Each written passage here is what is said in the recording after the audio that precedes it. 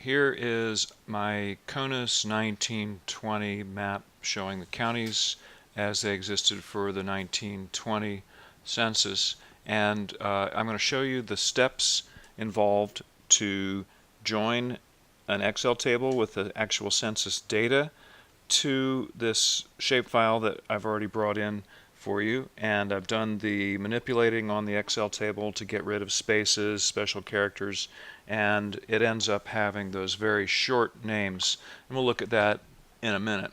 First of all, let's do the join. Should be old hat by now. I'm actually not going to open the table. I'll just right click, joins and relates, join, find the GIS join field that we've talked about before. It goes to the table, the one and only table that's open right now, finds a correspondingly named field, and all will be well. So I just hit OK, and doesn't give you any real clue that anything's happening. Let's take a quick peek and scroll across. Yes, and we're seeing these different fields here that represent the census data that we've looked at. I'm going to stop right here with the very first one that appears after the name. It's very unhelpfully named A7L001. If I go to my handy data dictionary and scroll down to the right place, you can see over here that A7L001 is going to be a very useful field for us to work with. So we're going to make sure that that one is ready to map. And you look that up in the data dictionary.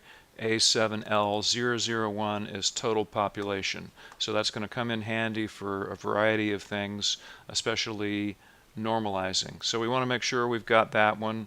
We want to make sure about some of the others that I'll check on in a moment. But one thing to note right off the bat is that for reasons that are a little bit mysterious even to me, when you go to look at the fields in the catalog window, you'll see you look at field properties. So right click on the item, properties, go over to fields, and you scroll down and you'll see, actually we're not seeing those because we've done the join and it's not yet permanent, so it doesn't properly belong to Census 1920 yet. So the first order of business is to make the join permanent. A couple of different ways exist to do that. You can use some there's an add join field, I believe, from the geoprocessing toolbox here. We're going to do kind of a quick and dirty way. We are going to right click on CONUS 1920 data, export data, and we're going to save it back to the geodatabase. It'll take a minute, but then I think it runs pretty quickly. It'll come up with the dialog box asking what do we want to do, where do we want to put it, and as always, things are a little slower, and this is actually running, everything's running on my own computer at home with plenty of memory and no network slowdowns, and as you can see, it is chugging away. It'll come up in a minute. The other thing, while we're waiting for this to run, I'll bring up my data dictionary. A couple of other items of interest that we'll be looking at are urban versus rural population. These two entries in the data dictionary. There are lots and lots of different permutations of foreign-born, illiterate, etc., etc. This is one that we'll be taking a look at in a little bit. Illiterate persons 10 years age or older, white native-born, white foreign-born, and what the 1920 census evidently called Negroes. So we're going to be mapping those, and another one we'll be looking at is total manufacturing establishments, and I think we can do maybe one more, sharecroppers which is we saw in class today, is a pretty big thing, or was a pretty big thing in the South, and did not exist north of the Mason-Dixon line.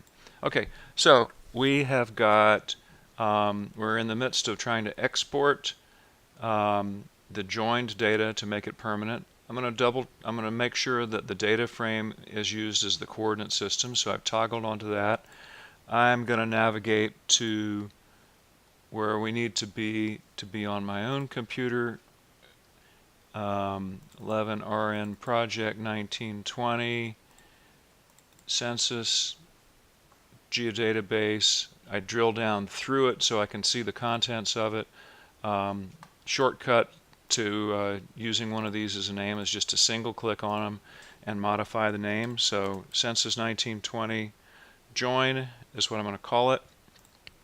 Click save, click OK, and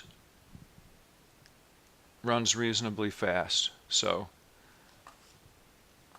I am going to turn off the original CONUS 1923, and we've got the joined version of it, and as you can see, it doesn't show any joins in the joins and relates section of the when you right click.